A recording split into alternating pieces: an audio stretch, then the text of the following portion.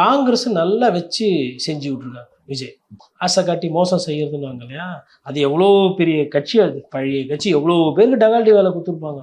பாரு நாங்கள் அங்கே போயிடுவோம் இங்கே போயிடுவோம் அப்படி இப்படின்னு சொல்லிட்டுனா, விஜய் வந்து கொஞ்சம் காங்கிரஸையும் ஒரு 4 காட்டு காட்டும். நம்ம எல்லா கட்சியும் அவர் விமர்சனம் பண்ணுறதுதான் சொன்னார்.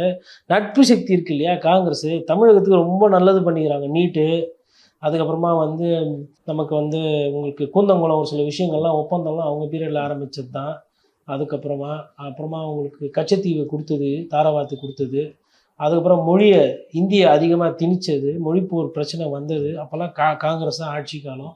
இது மாதிரி நிறைய நல்லது பண்ணியிருக்கிறாங்க. ஈழத்தில் இலங்கை தமிழர்கள் இறந்த பொழுது நம்மளால் ஒன்றுமே பண்ண முடியாமல் தமிழ்நாட்டில் நம்ம வேடிக்கை பார்த்தது, மன கஷ்டப்பட்டதுக்கெல்லாம் காங்கிரஸ் கட்சி ஒரு பெரிய காரணம். இந்த காங்கிரஸை பற்றியும் விஜய் சில வார்த்தைகள் பேசுவார். அப்படி பேசாமல் அவர் கடந்து போகிறாருன்னா அவரு பண்ணுறது பொம்மை அரசியல். நான் அதை அப்படி தான் பார்ப்பேன். இந்த பொம்மையை வச்சு விளையாடும்போது 2 பொம்மைக்கு நடுவில் வச்சு விளையாடிக்குவாங்க, மற்ற பொம்மையெல்லாம் சேர்த்துக்க மாட்டாங்க. அந்த மாதிரி அவர் வந்து பொம்மை அரசியல் பண்ணுறாருன்னு நான் புரிஞ்சுக்கிறேன்.